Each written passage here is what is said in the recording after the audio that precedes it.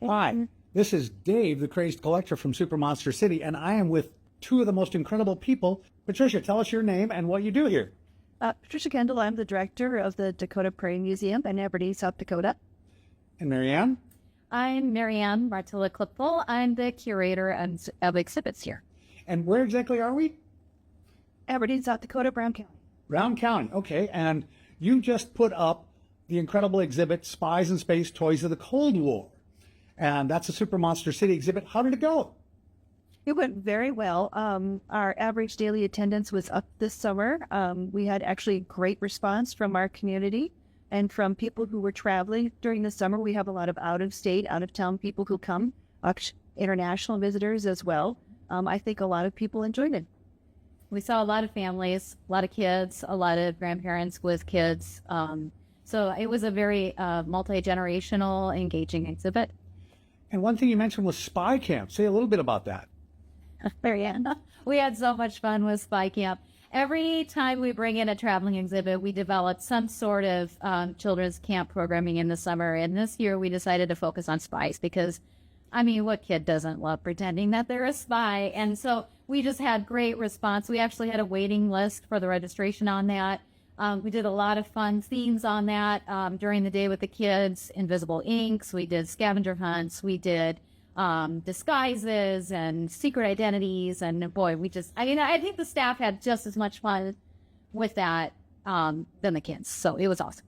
Cool. And any other favorite memories you want to tell us about Spies in Space? Well, I like to wander a bit during the day and talk to visitors. And generally when I was in the exhibit and I talked to people, a variety of generations, age groups, family makeups, and I'll say, well, what do you like about the exhibit? Or do you remember anything here? Does anything look familiar to you? And there was always a response. It's like they were waiting to tell someone, oh, yes, I watched that show, or I had that toy. People love to share their childhood memories, and they love being asked about it. Yes, and I think the video was a really good augmentation of the exhibit as well. You know, the old TV commercials and things. I think people really enjoyed that. Even the kids that didn't have personal memories, maybe all they recognized was Star Wars, but still they sat down with that screen and they got a little flavor of history there, and that was fun. Excellent, excellent. Well, would you recommend this to any other venue? Oh, it's a great traveling exhibit where you could fit it into any space, which we really appreciate because we have an historic building that's not necessarily set up to take in large exhibits comfortably, I would say.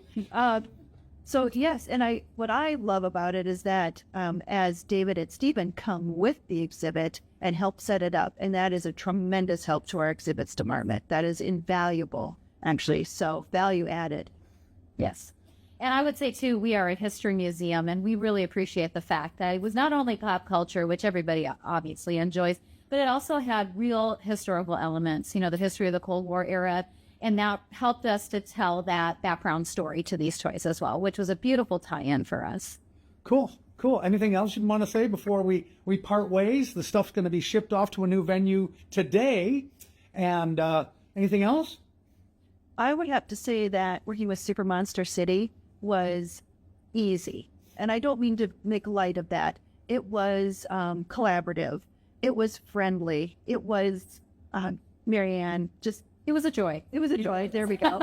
Yeah, absolutely. All right, well, wave at the camera. We'll post this on Facebook, and hopefully some people will see it, and they'll book this exhibit or another one. All right, take care, you guys. Bye-bye. Thank you.